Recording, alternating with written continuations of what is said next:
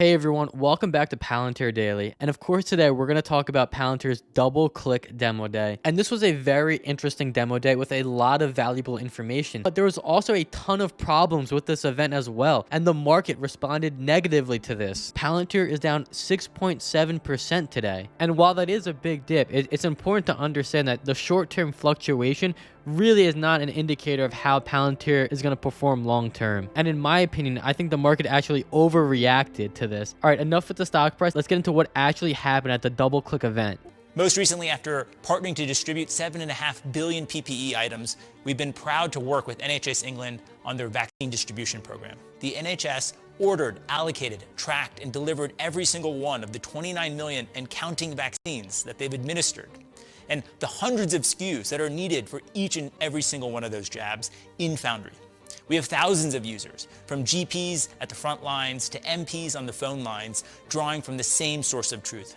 Nearly 2,500 vaccination sites are managed using Foundry. It helps the NHS navigate supply fluctuations, manage cohorting, all while protecting patient privacy as a first-order concern using our novel, purpose-based access control technology. So they talked about how basically the whole medical research response to the Rona in the United States was powered on Palantir software. And the researchers are getting used to being able to access and share all of the clinical data in that sector through Palantir. So once a company or a group of researchers start using the Palantir software, they'll start to receive benefits and value, and then they become locked in as a customer, right? This is why people always say that Palantir software is super sticky. It's because it has a high retention rate. Once people start using it, most of them continue to use it for the long term. And the whole demo day was basically just showcasing Palantir's Foundry software. Playing right now is footage of Foundry in action. And essentially what Foundry does is a couple things. The first thing it does is it pulls all the data together, because most companies don't have access to all of their data because it's hidden somewhere. It's hidden on different servers, different countries, and different offices. Foundry lets you actually see the data.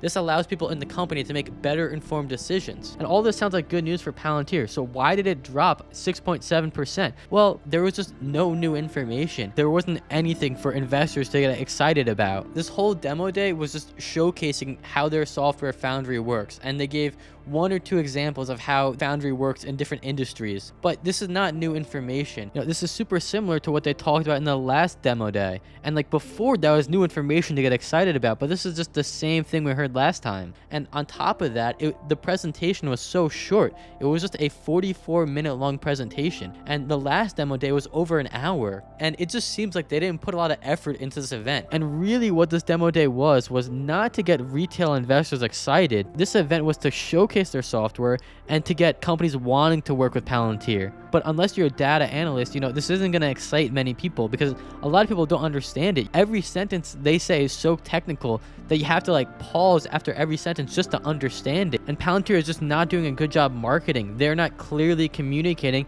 what their products do, what value they're providing to companies, what are they building. They have to clearly explain that to the people that are not software engineers. Palantir could be doing such a better job marketing if they could just clearly communicate what they actually do, so retail can understand it. And I'm not going to sell any of my shares because of this demo day. There's actually some good parts in it too, some good news for Palantir. Today we're building on our inaugural demo day back in January.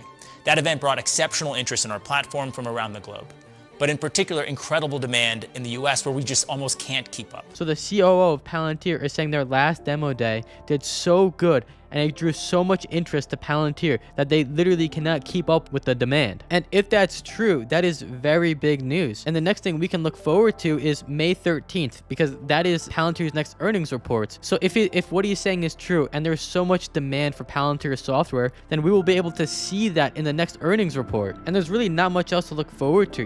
This demo day was really not that good. It didn't get people excited, and the stock dropped 6.7%. So hopefully in the future, they'll make demo days where they actually communicate what they're doing better.